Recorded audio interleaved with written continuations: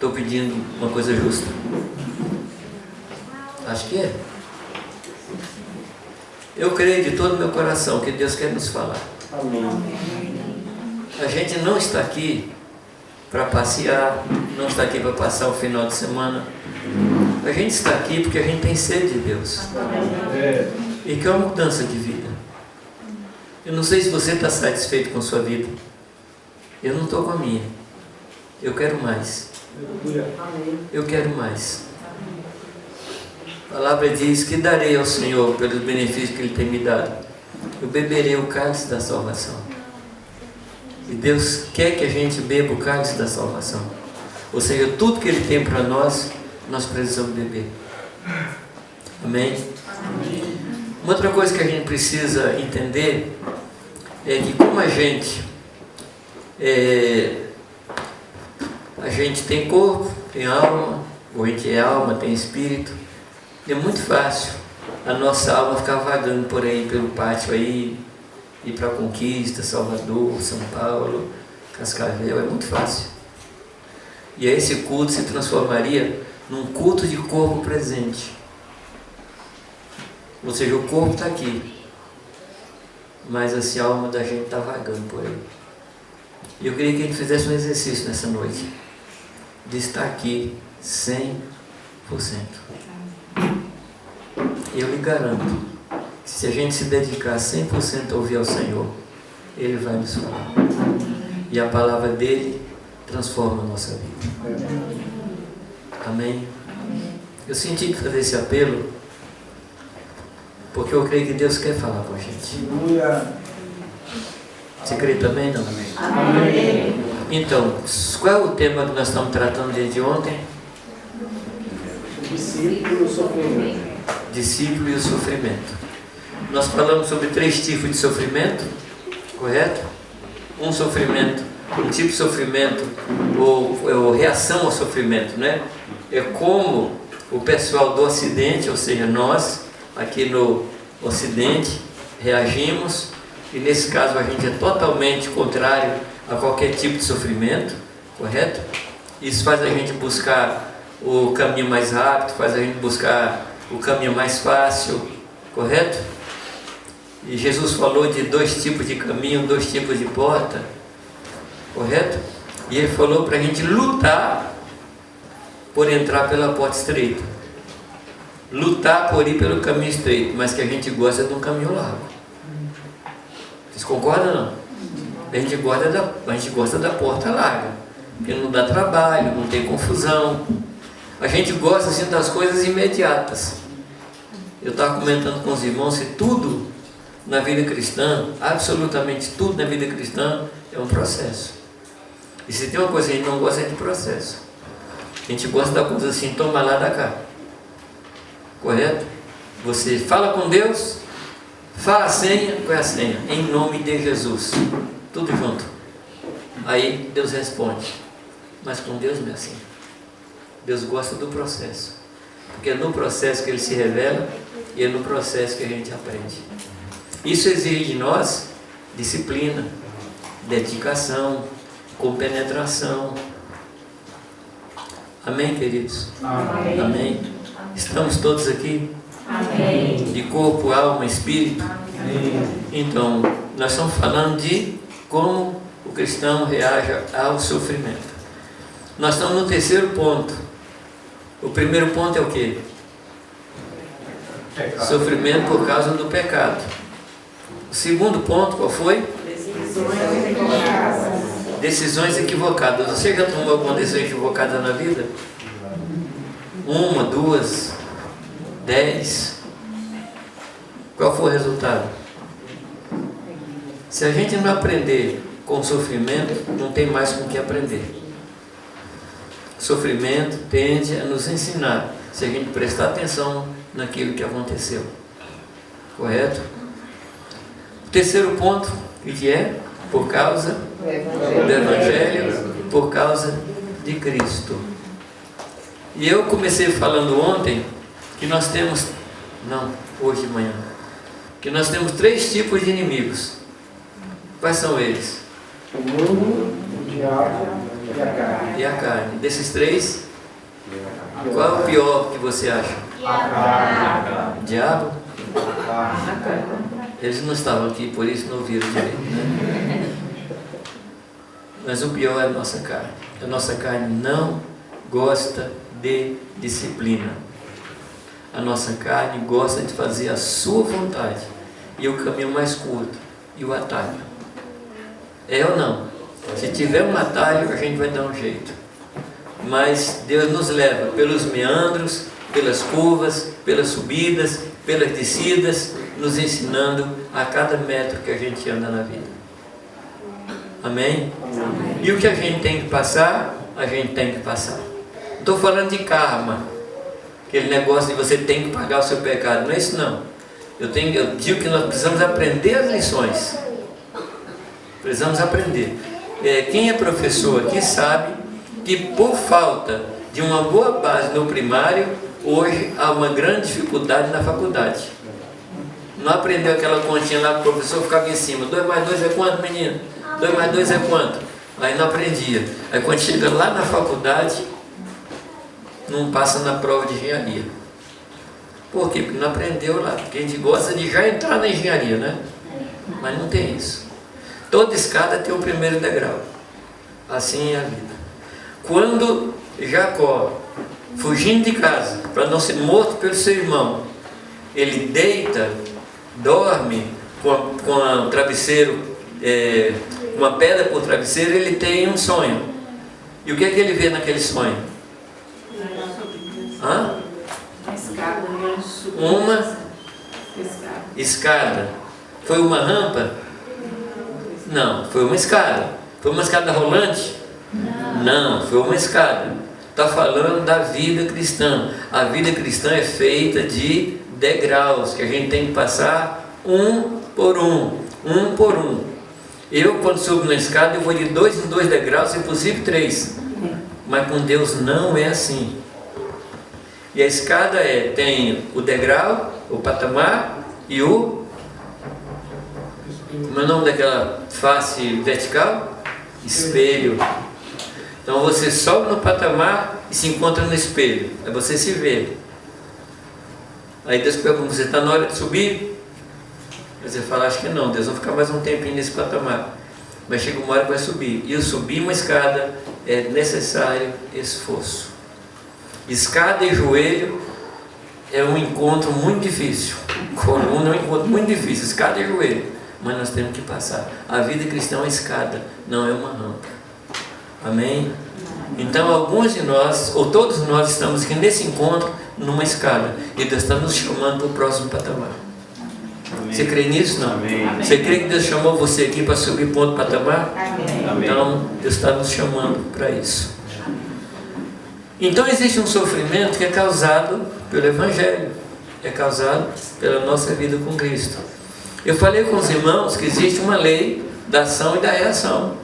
Quando você toma uma decisão de seguir a Jesus Cristo, de aprofundar mais nas coisas de Deus, de ler mais a palavra, certamente lutas aparecerão. Lutas que você não viu, lutas que você ainda não tinha passado, você começa a experimentar. Vocês concordam comigo, não? Você já ouviu alguém falar assim, quando eu não era crente eu não tinha tanto problema? Você já ouviu? Você já falou isso, não? Mas é isso mesmo. É isso mesmo. Paulo diz que ele passou, em Atos capítulo 16, diz que Paulo passa pelas igrejas, consolando as igrejas e dizendo a elas que importa que com muitas tribulações entremos no reino de Deus.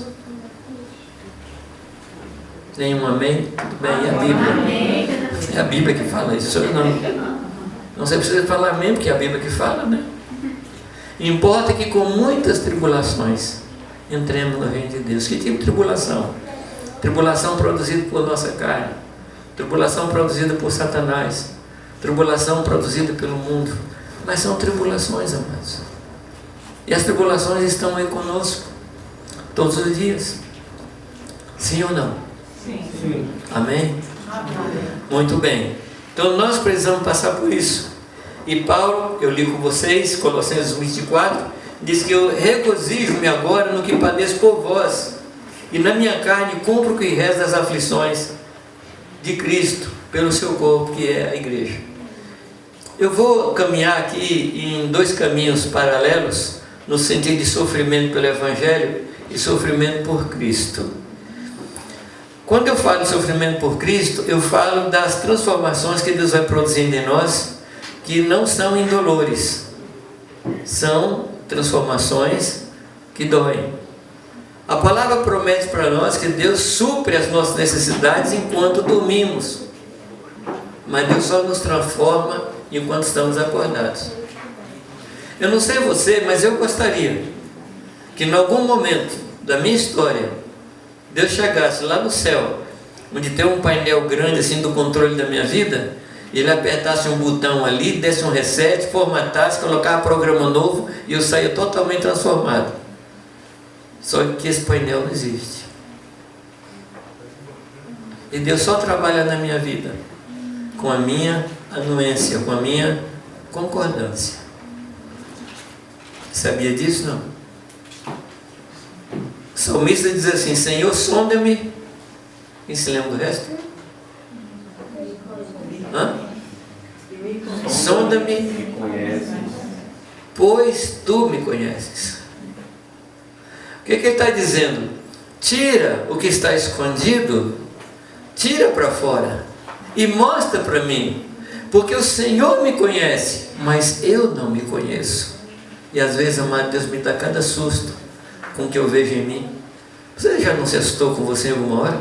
Assim, meu Deus, eu achei que eu não era mais capaz disso. Aí você passa vergonha. É Deus sondando, respondendo a sua oração, respondendo a minha oração. Você não disser para Ele: Senhor, tira isso da minha vida. Porque a obra de Deus é feita em parceria, é o Espírito Santo e eu. Ele não chama a gente de colaborador? Ele não diz que nós somos casa e também somos edificadores? Ele não diz que nós somos lavoura e também nós somos lavradores? Então a obra de Deus em nossa vida é uma obra feita a quatro mãos, as duas de Deus e as nossas. Deus só faz uma transformação na minha vida se eu disser: Senhor, por favor, faz. Deus não tira nada de mim se eu não entregar para Ele. Você tem uma coisa assim, das muitas coisas que eu admiro em Deus, uma delas é a sua delicadeza. Na Bíblia não está escrito assim: eis que eu estou à porta e meto o pé na porta, e quem quiser ou não quiser eu vou entrar e comer, queira ou não. É assim que está escrito? Não? Como é que está escrito lá? Quem abrir, eu entrarei e cearei com ele, ele comigo.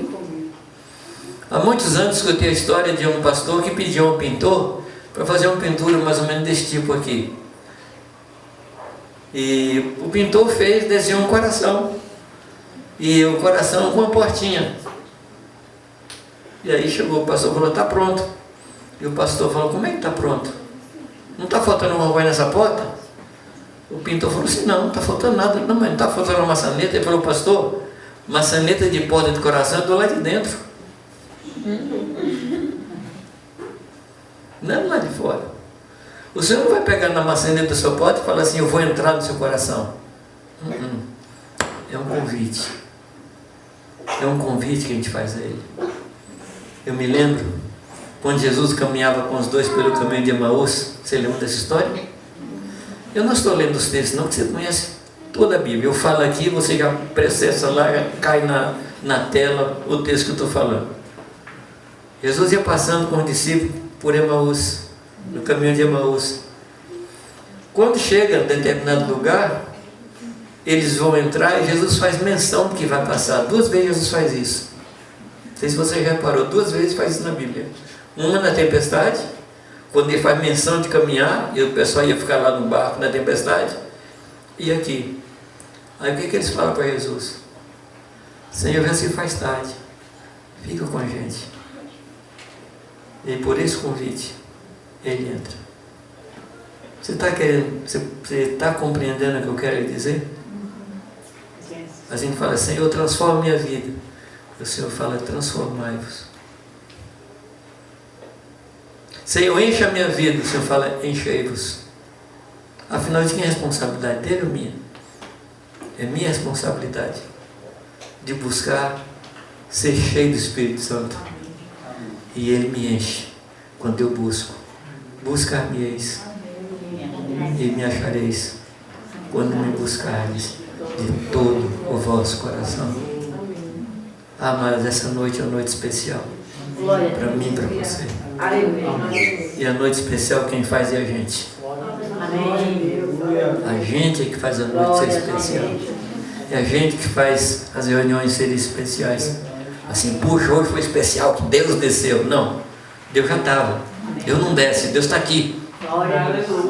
É a gente que abriu o coração. Irmãos, hoje Deus falou comigo. Não, Ele sempre fala. Hoje nós ouvimos.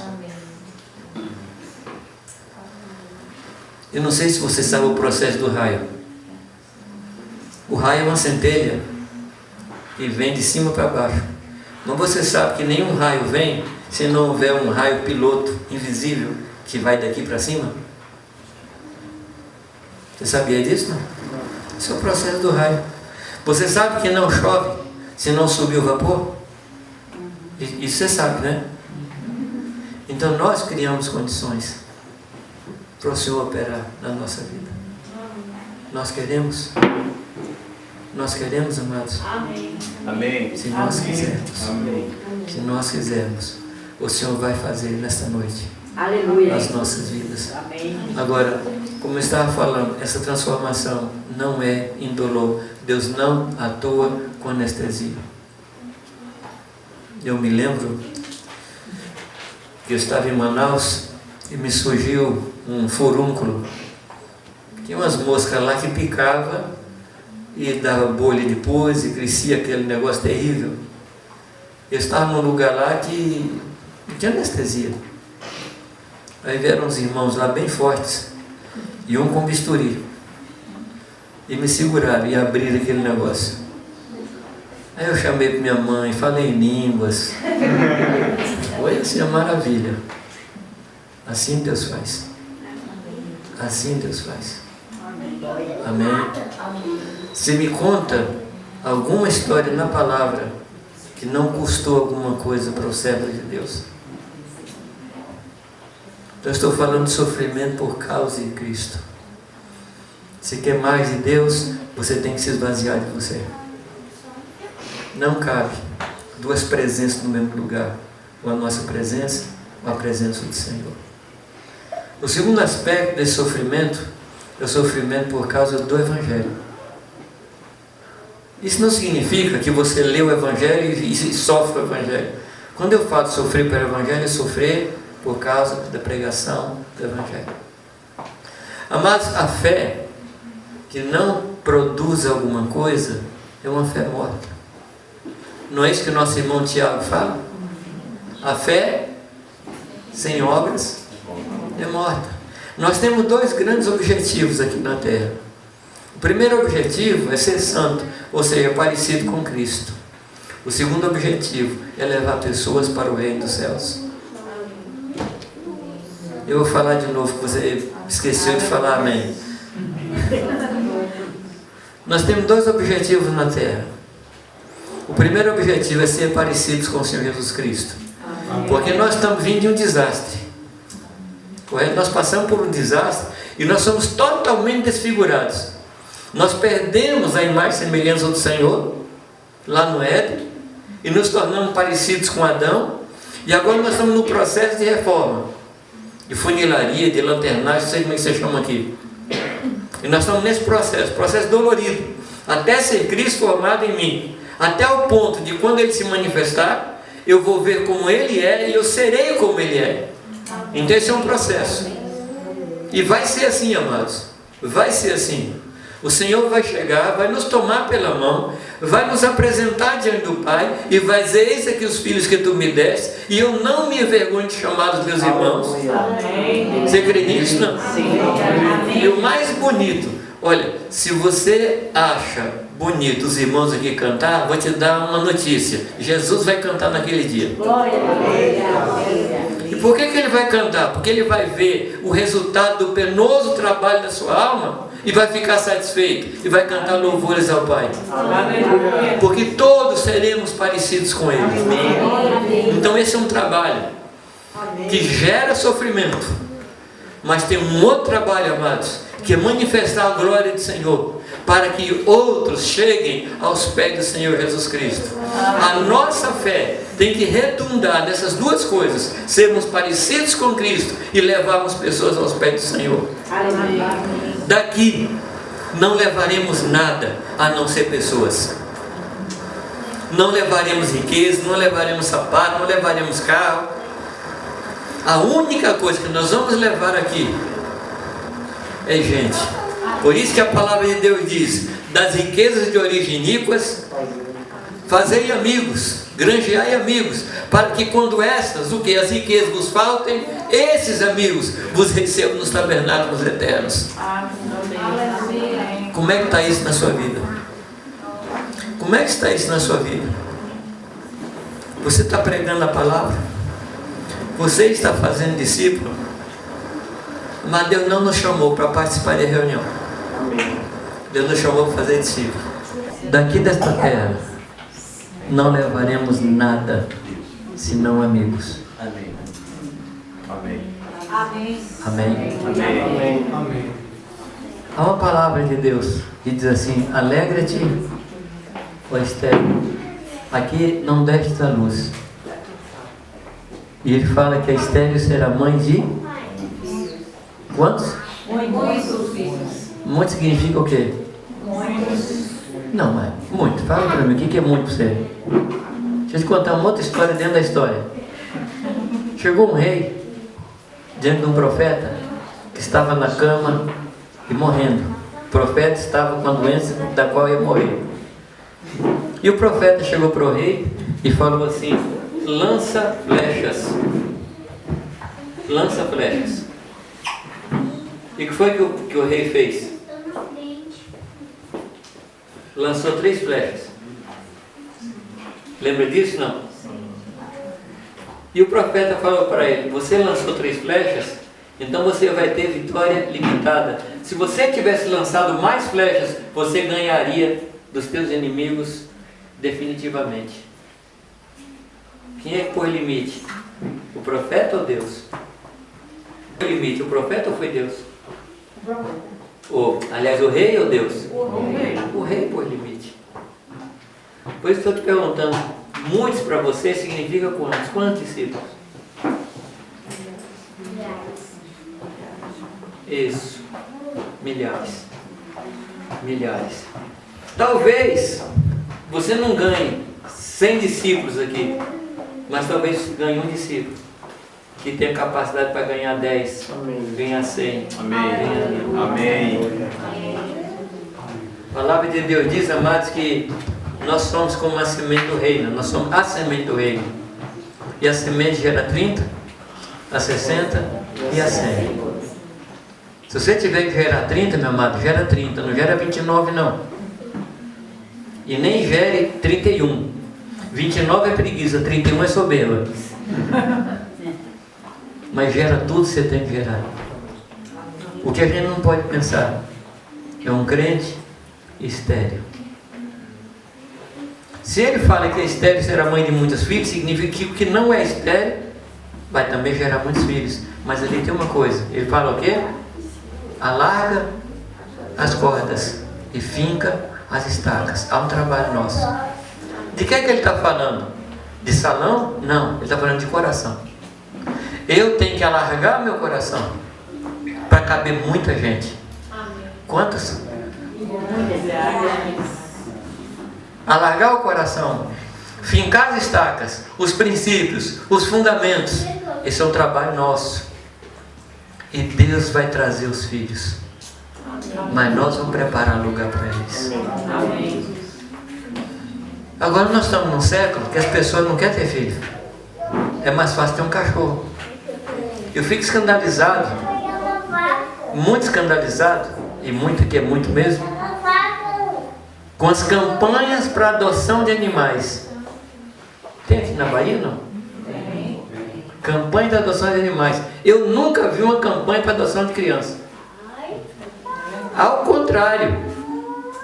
Ao contrário. Aí você vai lá, com sua identidade, vai lá, se registra, para ver se você é digno de ganhar um cachorrinho ou um gatinho. Meu Deus do céu. Como a coisa inverteu. Agora, ter filho dá trabalho. Sim ou não? Sim. Dá trabalho, Murilo, ter filho?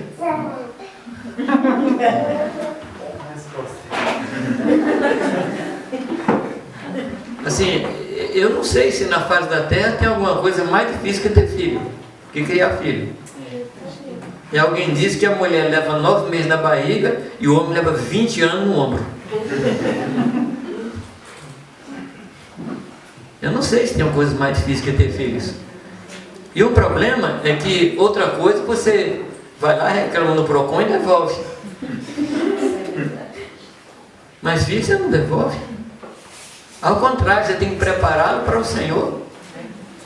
Amém? Amém. E fazer discípulo, dá trabalho? Não?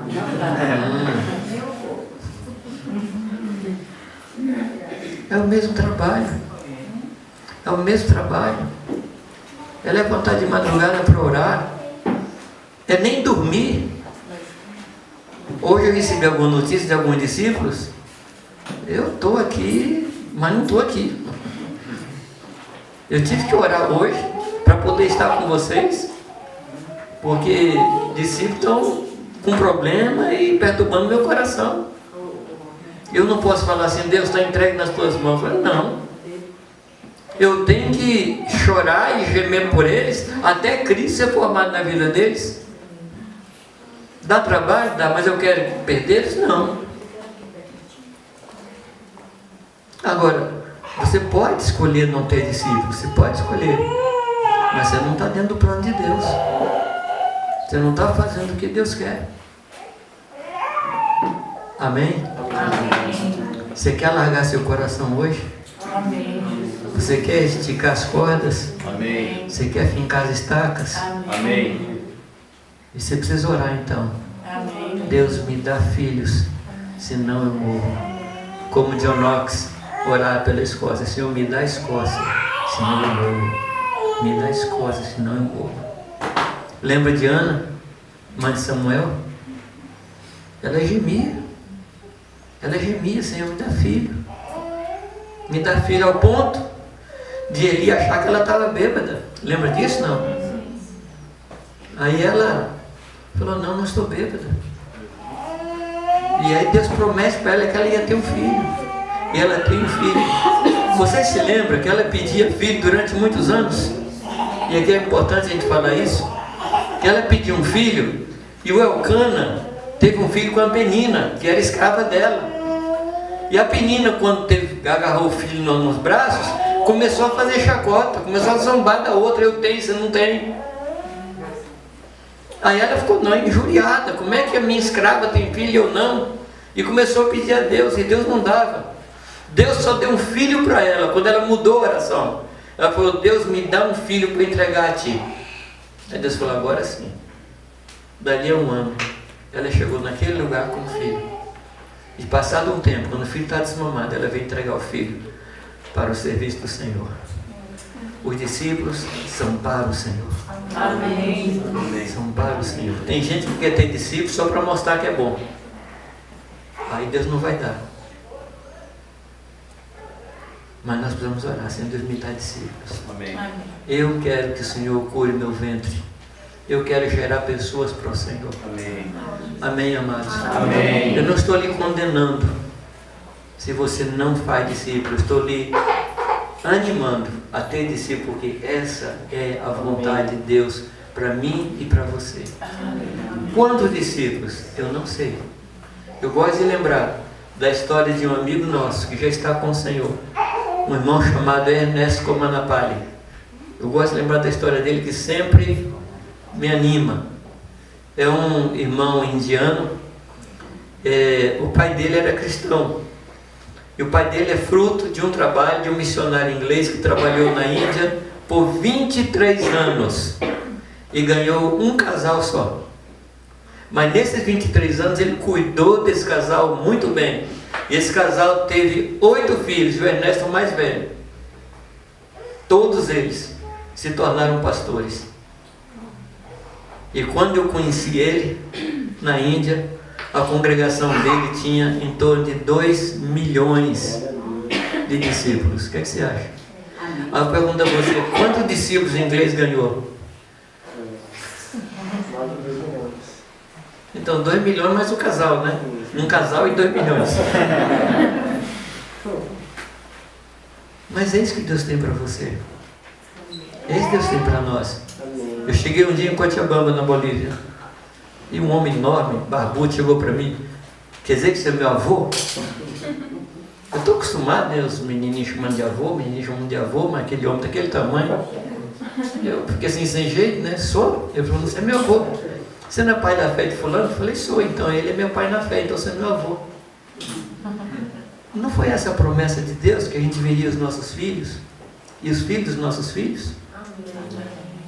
Amém. Você já está orando pelos filhos do seu discípulo?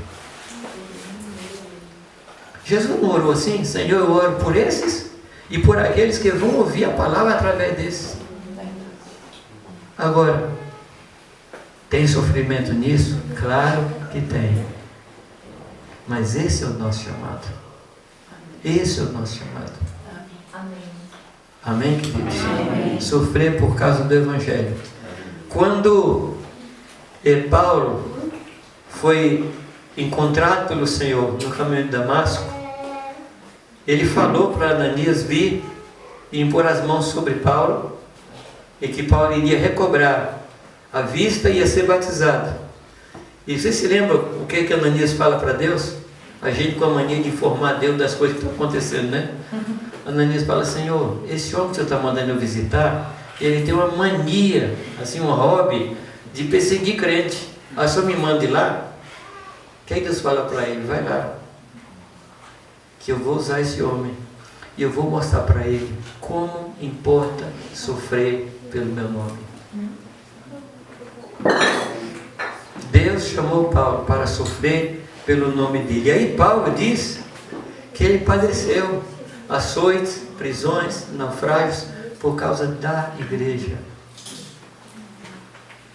Amém, amados? Você está disposto a sofrer pelo Evangelho? Amados, uma geração vai se levantar na igreja de um povo disposto a qualquer coisa por causa do Evangelho. Você faz parte dessa geração? Você faz parte desse povo? Quando eu falo geração, estou falando em termos de idade. É um povo novo que Deus vai levantar. E eu quero ser parte desse povo novo, ainda que velho. Eu quero ser parte desse povo. Eu não quero me economizar. Eu não quero me economizar. Eu quero gastar a minha energia até o último dia da minha vida, servindo ao Senhor, fazendo discípulo, ensinando a igreja. Para isso sou chamado. Muito bem. Vamos para frente. Quero ler com você um texto que está dentro disso que nós estamos falando, e a gente já vai passar para outra parte. Deuteronômio capítulo 8, versículo 2 e 3. Deuteronômio. Eu citei que Paulo passou nos lugares animando os irmãos, dizendo que com muitas tribulações importa entrar no reino de Deus. Isso está em Atos capítulo 14 e não capítulo 16, tá? Deuteronômio 8, 2 e 3. Eu vou ler. E te lembrarás de todo o caminho pelo qual o Senhor teu Deus te guiou no deserto esses 40 anos. Está lendo aí, não? Posso continuar? Agora tem um para. Não tem um para aí, não? Para quê?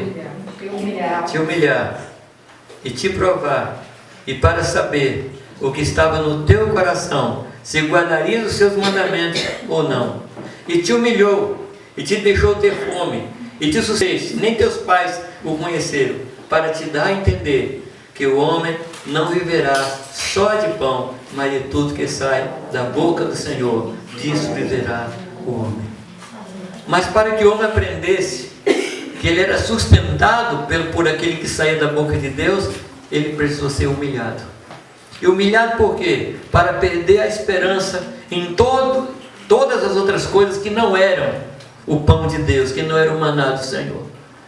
Amém, amados? Deus tira a nossa confiança em qualquer coisa, Deus tira a nossa expectativa de qualquer coisa, para mostrar para nós que existe algo melhor e maior, que pode nos sustentar bem melhor, infinitamente melhor do que as coisas nas quais temos a nossa esperança, a nossa expectativa, a nossa confiança.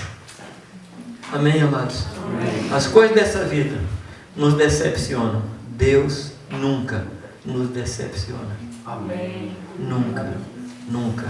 E para que a gente aprenda a não decepcionar, Deus tira a nossa confiança nas coisas daqui, para o nosso bem. Amém. Para o nosso bem. Amém? Amém. E aí você se lembra de Mateus capítulo 7, final do capítulo 7, quando ele conta a história das duas casas, uma construída na areia e outra construída na rocha? Você reparou que o tipo de ataque, que o tipo de intempérie, que o tipo de desastre ou situações que vinham contra aquelas casas eram as mesmas? Qual a diferença delas? Eu já falei, né? Onde elas estavam construídas. Amados, gasolina é cara para crente e para incrédulo. Feijão é caro para discípulo e para quem não é discípulo. Faz frio ou calor para todo tipo de gente. O que faz a gente ficar de pé é o lugar onde a gente está construído. Amém. Amém? Amém. Eu estava ouvindo alguns irmãos conversar esses dias, falando, misericórdia, a gasolina está chegando a R$8. Como é que vai ser missões? Falei, é verdade. Deus está agora lá arrancando os cabelos, e os anjos estão procurando um jeito. Porque a gasolina subiu, como é que ele vai sustentar a obra agora? Como a gente é ridículo, né? A gente é ridículo. Deus está lá dependente de gasolina. A Iranite diz assim, Deus não nos dá dinheiro, dá o que a gente precisa. A gente não precisa de dinheiro, né? Eu preciso de roupa, mas não como dinheiro, nem visto dinheiro. Eu preciso de comida, eu não como dinheiro. Deus dá o que a gente precisa. Amém? Amém. Amém, amados? Amém. Você lembra da história do corvo? Lembra da história do corvo ou não? Corvo.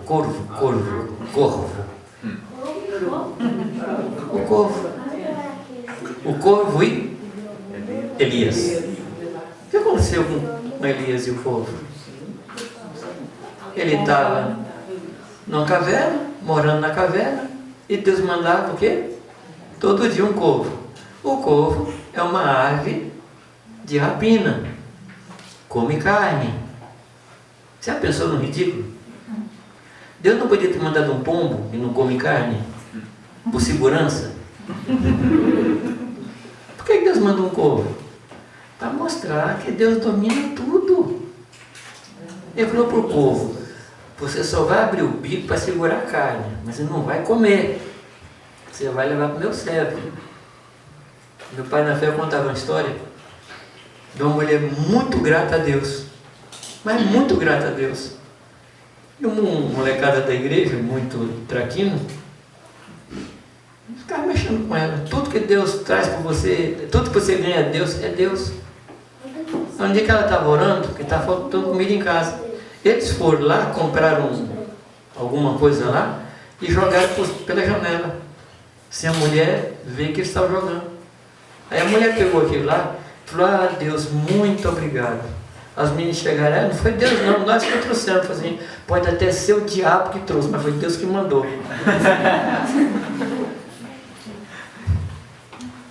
É Deus que manda, é Deus que sustenta, é Deus que cuida de nós. Agora, para isso, Ele precisa tirar a nossa confiança das coisas daqui. E é aí que dói. É aí que dói, porque a gente está acostumado a olhar para os montes, buscando socorro. E Deus fala assim, o seu socorro não vem do monte. O seu socorro vem do Senhor que fez os montes. Amém, amém, amados? Um outro motivo pelo qual a gente sofre é o ponto 5. Para que não sejamos soberbos. Se a humilhação nos faz ver-nos pequenos, a soberba nos faz pensar que nós somos grandes. Entendeu a frase? Não. Se a humilhação faz com que a gente se veja pequeno, a soberba faz com que a gente pense que é grande. Soberba fala de tomar glória indevidamente. A glória que é de Deus, a gente toma para a gente. Você já ouviu gente dar um testemunho e falar assim: gente, vou contar, isso não é para minha glória não, viu? Não precisa falar que não é para sua glória. Não é para sua glória mesmo. Quando você for contar um testemunho, você não pode nem se humilhar, nem se gloriar, porque foi Deus que fez. Você está contando uma coisa que um terceiro fez. Esse terceiro é Deus, tá?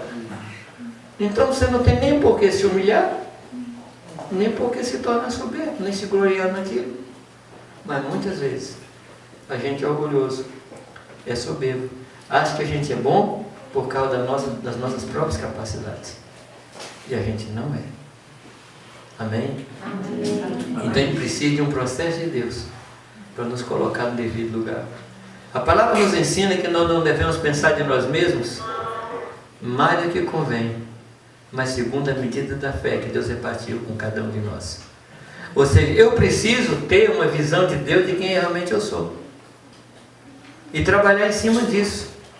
Ou seja, conhecer a minha identidade, entender minhas limitações, entender o meu ministério e trabalhar em cima disso. E não pensar nem mais, nem menos do que aquilo que Deus falou que eu sou.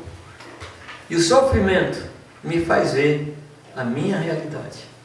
O sofrimento fura a minha bola e faz eu deixar de pensar que sou alguma coisa. Eu comentei hoje de manhã com vocês sobre Samuel, que trouxe o melhor do maldito para Deus. E depois disso, o que foi que ele fez? Ele levantou um monumento para si. Lembra disso? Está em 1 Samuel 15, 17. Saul levantou um monumento para si. É o cúmulo do ridículo. Mas espera aí, quem era Saul quando ele foi chamado? Você se lembra? Você já estudou a história de Saul logo que ele começou? Quando Samuel o encontrou, era um homem humilde, era um homem tímido até. Ele cuidava das cargas, um homem muito preocupado com o pai. Quando ele chegou no trono, o poder chegou ao seu coração e subiu a sua cabeça. Mesmo rejeitado pelo Senhor, ele chega para Samuel e fala assim: anda comigo, para o povo pensar que Deus está indo comigo. Mas até naquele tempo tinha essas coisas. Gente importante do meu lado para eu me sentir importante também. Até naquele tempo. E edifica uma estátua para si. E muitas vezes a gente não edifica uma estátua, mas a gente cria uma imagem do nosso próprio respeito. É ou não é? E a gente tenta vender essa imagem. A gente tenta mostrar para as pessoas aquilo que a gente não é. Por isso que a gente precisa ter uma visão clara de quem a gente é. E muitas vezes, para ter essa visão clara, a gente precisa passar por humilhações. Paulo diz, amados, que ele recebeu da paz de Deus, ou por uma permissão, ou por uma ordem de Deus, um mensageiro de Satanás. Para quê? Para esbofeteá-lo todos os dias, para que ele não se tornasse soberbo. E por que ele se tornaria soberbo? Pelas revelações que ele recebia do Senhor. E Deus sabia que Paulo, até Paulo, podia se tornar soberbo. Gente, eu conheço uma pessoa que teve revelação de Deus, nem vou contar a vocês quem sou. Então o que é que Deus fez? Deus mandou um mensageiro de Satanás, que esbofeteava Paulo todo dia. Paulo Júnior, ele falando sobre isso, ele disse que todo dia que Paulo ia pregar, antes de Paulo subir lá no púlpito para pregar, Satanás chamava ele de lado, pá, pá, pá na cadeira, agora vai. Porque essa revelação veio de Deus, não porque você buscou, é porque Deus é bondoso. Não é porque você é bom, por isso Deus lhe deu mais, não. É porque você precisa, a igreja precisa, Paulo. E Deus lhe deu porque você estava disposto. Só isso. Toda a glória pertence ao Senhor. Então o sofrimento derruba a gente do pedestal. O sofrimento tira a gente do patamar da glória, da idolatria. Deus joga a gente no chão. Só a Ele a honra. Só a Ele a glória. Só a Ele o louvor. Amém. Amém, amados? Nós todos somos soldados rasos. Se somos soldados, Ele é o general. Ele é o nosso rei. Deus nos ensina. Daniel capítulo 5, verso 20. Diz assim: quando, porém, o seu coração se elevou e seu espírito se tornou soberbo e arrogante, foi derribado do seu trono real e passou dele a sua glória. Quando, amados? Quando o coração se elevou. A palavra fala a mesma coisa de Saul. Quando você era pequeno, lembra disso, não? Quando você era pequeno, mas quando você cresceu aos seus próprios olhos, Deus se afastou. Deus não anda com o soberbo. Deus anda com o quebrantado, com o humilde de coração. Aquele que vem e não aquilo que ela acha que ela é. Romanos 12, 3. É isso que nós vamos ler agora. Porque pela graça que me foi dada, pela graça que me foi dada, digo a cada um de vós que não pense de si mesmo além do que convém. Antes pense com moderação, segundo a medida da fé que Deus repartiu a cada um. Amém? Amém. Deus resiste aos soberbos, mas dá graça aos humildes. Escutei uma história de um pastor, de um irmão, no ministério de oração. Ele foi convidado por um grupo de pastores de uma determinada cidade para que ele orasse e que Deus falasse com ele o que é que estava acontecendo naquela cidade, porque a igreja da cidade não crescia. E ele orou a Deus. Ele falou: olha, tem um espírito que está resistindo a vocês. E eles ficaram querendo saber logo, né, para repreender, amarrar, jogar e tal. Ele falou: quem está resistindo a vocês é o Espírito de Deus, porque vocês são soberbos. E aí não dá para amarrar, né, irmãos? Não dá para repreender. Eram soberbos, coração soberbo. Nós somos os melhores, nós somos os bons, nós temos. E Deus resiste. E nós precisamos tomar cuidado para Deus não nos resistir. Agora, se você é uma pessoa humilde, de coração, Deus vai lhe dar graça. O que é a graça? A graça é a capacidade para você fazer a vontade de Deus. Graça é isso. Amém, amados? Amém. Próximo ponto e último desta noite. Sofrimento vem para que a gente aprenda a obedecer e a ser paciente.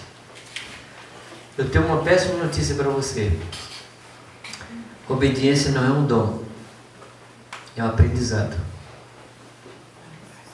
Eu estou falando isso porque eu escuto algumas orações assim: eu me ensino a obedecer. E a pessoa fica assim, em estado de espera, esperando cair o dom da obediência. Não é assim. A obediência a gente aprende pelas coisas que sofremos.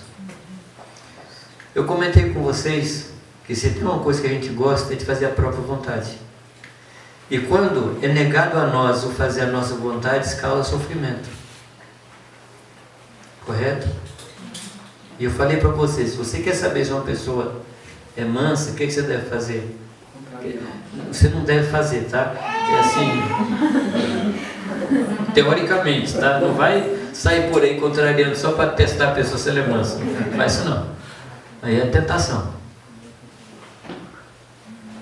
Contraria. Não deixa ela fazer a sua vontade. Isso vem desde quando? Desde quando? Do berço. Do berço. Lá no berço, grita: alguém vem me pegar.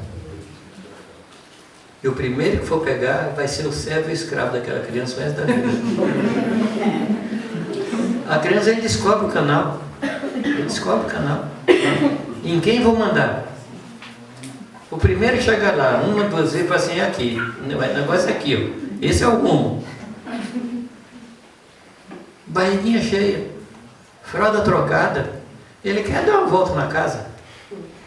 A mãe está ocupada, o pai está ocupado, e ele abre a boca, fala: alguém me pegue, senão não paro. E os médicos ensinam, amados, que o choro ajuda a abrir o pulmão.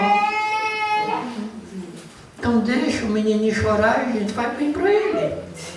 Pode não fazer bem para o ouvido.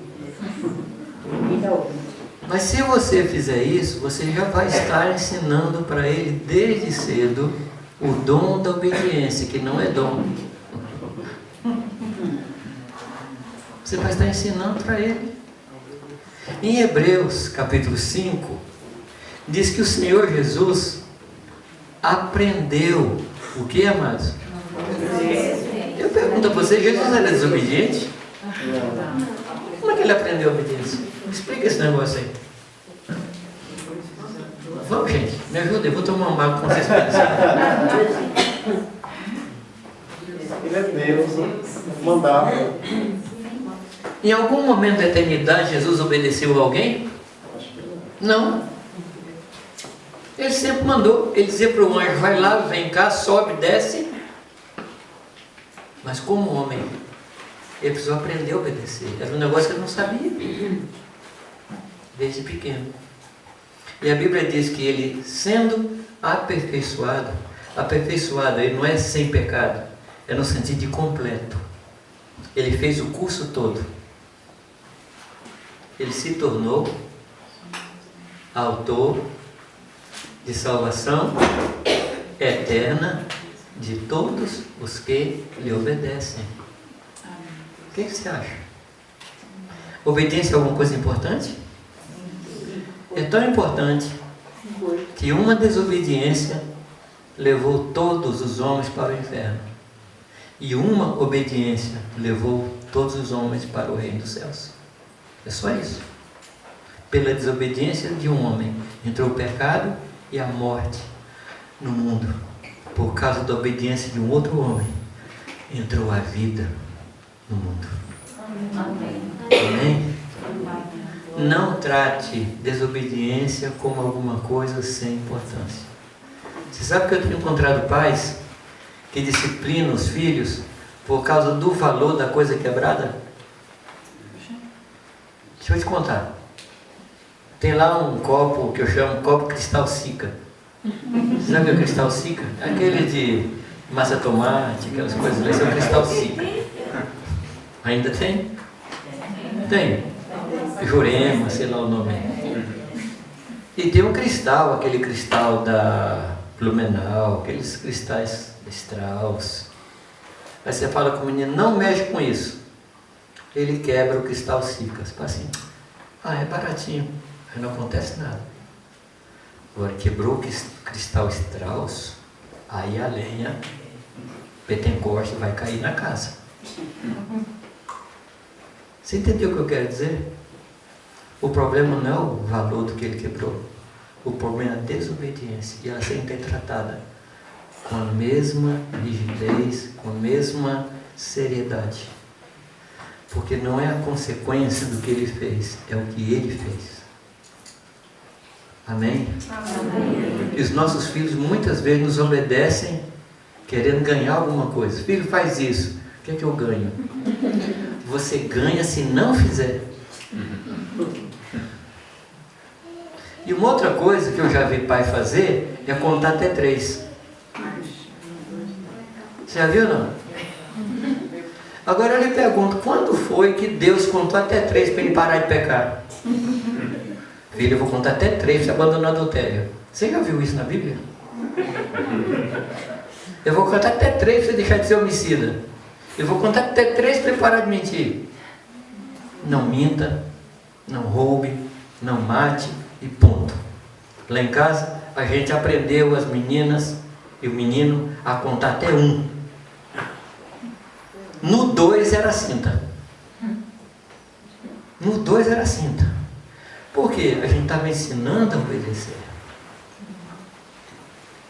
Amém? Eu estou falando aos pais. Quando a gente ensina o filho a obedecer a gente está ensinando o filho a obedecer a Deus. Porque o primeiro aprendizado do filho com Deus é conosco. Então não trate a desobediência como alguma coisa que você decide disciplinar ou não. A desobediência não é contra você. Aí tem mais um detalhe. Tem pai ou mãe que disciplina porque ele se sentiu ofendido. Amados, a desobediência não é contra nós. Quando um filho desobedece, não é a nós que ele está ofendendo. Ele está ofendendo a Deus. Então eu não tenho o direito de escolher se eu disciplino ou não. Porque o filho foi Deus que me emprestou para eu devolver para ele. A palavra diz que os filhos são herança. Quando fala herança do Senhor, para quem é que vai o filho? Para você ou para Deus? Deus. Herança dele. Vai chegar um momento que nós vamos entregar para ele. Então como é que nós vamos entregar esse filho a Deus? É um filho torto, desobediente, mal educado? Não. Nós vamos treinar os nossos filhos para eles obedecerem a Deus, para servir a Deus, para que Deus mande e ele obedeça. Conosco ele está fazendo um estágio, um aprendizado.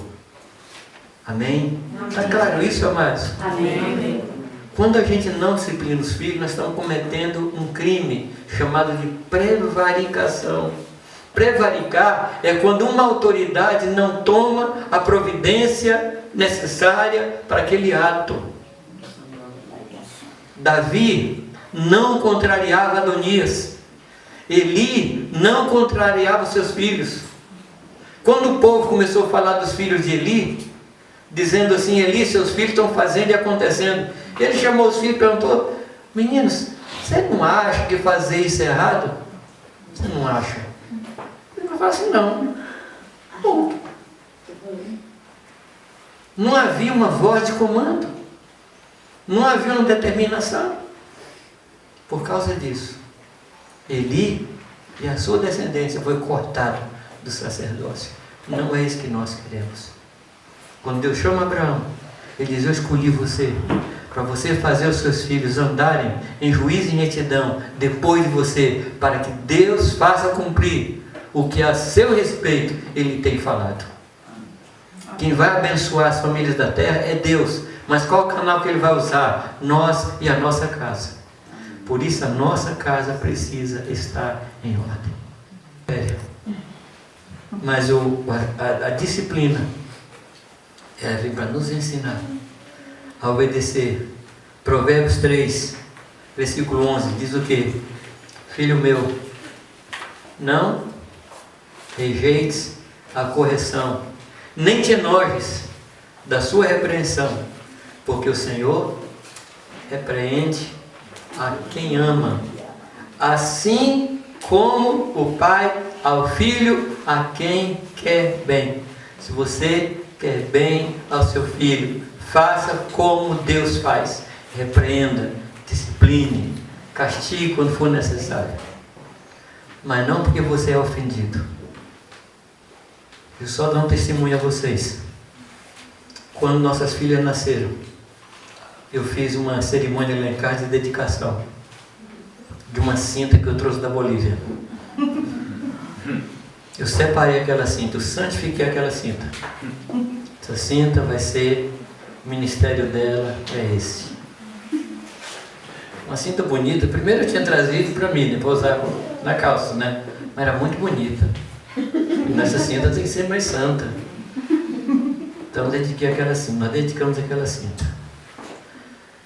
E colocamos a cinta lá no guarda-roupa, na última porta, lá no fundo. Para não bater com qualquer coisa. Se ele cometesse qualquer coisa, se as meninas cometessem qualquer coisa que precisaria de uma cintada, eu ia lá no fundo, ou seja, dava tempo de acalmar, dava tempo de pensar, aí eu voltava com aquela cinta consagrada, e aí havia ministração no Santo Santo. É verdade que ali havia choro e ranger de dentes, mas... E por que eu fazia isso? Para dar tempo de eu pensar, para não bater com ira. Porque você lembra que tinha um mandamento, um costume, na lei, que não podia ultrapassar a disciplina? Por isso que Paulo falou que ele sofreu vários açoites de uma quarentena menos um. Porque eles contavam 39 para que não sucedesse que tivesse passado da conta. Porque se passasse da conta, ele sofreria. Quem estava disciplinando. Ou seja, tem um limite. E lá em casa, era sempre 3 cintadas. Se você está escandalizado comigo, não tem problema. Quem eu queria que ficasse escandalizada, ficou escandalizado no momento certo e se corrigiu. Mas era 3 cintadas. Não para marcar, só para arder. Não é para tirar sangue, era só para arder. E qual era o intuito? Eu mostrar para ela que pecado dói. Todo pecado dói.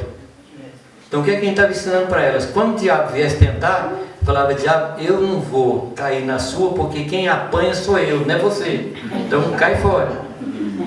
Todo pecado dói. Essa era a lição. O intuito era esse. Se precisasse, mais 3. Se precisasse, mais 3. Sempre múltiplo de 3. Nunca passamos de 6. Nunca passamos 1 ou 2 vezes só. Em toda a infância das minhas meninas. O máximo foi 6. E sempre com oração. Sempre abençoando. Sempre levando a confissão de pecado. Porque desobediência é pecado. Amém, amados? Amém. Não é uma transgressão qualquer, é pecado. Então, o sofrimento nos ensina a obedecer. E uma outra coisa que o sofrimento faz, nos ensina a ser pacientes. O que produz paciência? Quem se lembra? Tribulação. Tribulação. Você tem orado pedindo a Deus paciência?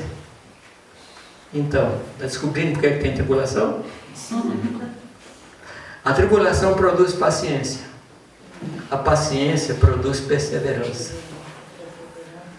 A perseverança, esperança. Ela nos dá esperança. Enche o nosso coração de fé. Amém? Então Deus coloca você muitas vezes em tribulação para você aprender a ser paciente. Paciência é um dos dons, um dos ministérios, um dos frutos do Espírito Santo. Aí você fala: então nunca mais eu vou orar pedindo paciência a Deus. Tudo bem, a tribulação vem do mesmo jeito, porque Deus quer ensinar você a ter paciência. Então, você orando ou não, é a única maneira que a gente tem para aprender a ser paciente, é a tribulação. Porque nós precisamos ser pacientes nas tribulações. Você se lembra que ontem eu comentei uma palavra que eu gosto muito dela? Que a Marcinha falou de... Thaís falou de reconciliação. Qual é a palavra que me chamou mais atenção? A minha foi resiliência. Nós precisamos aprender a ter resiliência em todas as situações da nossa vida. Resiliência e paciência estão muito próximas. Amém? Amém. Muitas vezes a gente sai do caminho de Deus, sai da vontade de Deus por falta de paciência. Paciência. Você é uma pessoa paciente? Nós vivemos no século da impaciência. Não é verdade? Vivemos no século da impaciência. E Deus quer nos ensinar a paciência, sermos pacientes. Quanto tempo Deus esperou você se converter? Conta para mim, quantos anos Ele esperou você tomar uma decisão? Olhando para você e pelo tempo que Deus esperou, você pode dizer que Deus é paciente? Deus é muito paciente. Deus é muito paciente. A palavra diz que Deus foi paciente com o povo, esperando que se convertesse nos 40 anos no deserto. Deus foi paciente. Deus foi unânime com aquele povo. Isaías capítulo 10, versículo 1, eu quero terminar com essa leitura. Isaías 10.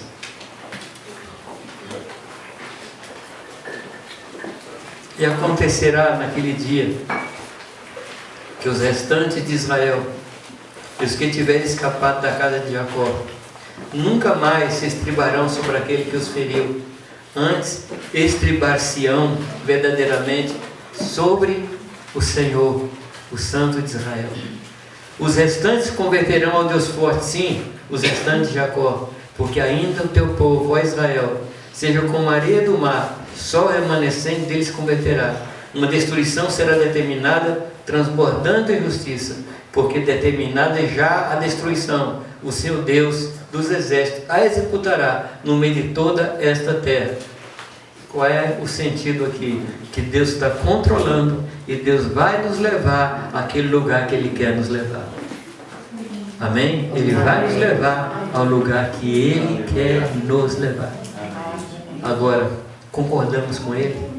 Podemos hoje dizer, sim, Senhor, me leva ao lugar que o Senhor quer me levar. Me leva ao lugar que o Senhor tem planejado para mim. Será que nós podemos hoje concordar com Deus? Nos levar à obediência, nos levar a ser parecidos com Ele, nos levar a ser pacientes, nos levar a ser santos, nos levar a fazer discípulos, nos levar a sofrer pelo Evangelho. Sabe, nós podemos dizer a cada uma algumas dessas propostas, dizer sim, Senhor. Eu queria convidar você a dizer sim, Senhor. Você pode falar? Você pode orar?